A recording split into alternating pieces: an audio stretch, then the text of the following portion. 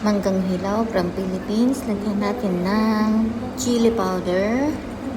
Ayan. Damihan pa natin. Tapos lagyan natin ng ginisang bagoong alamang. Ayan. Tikman natin bago tayo kumain ng kanin. Ayan. Sige, sasaw sa bagoong. Okay.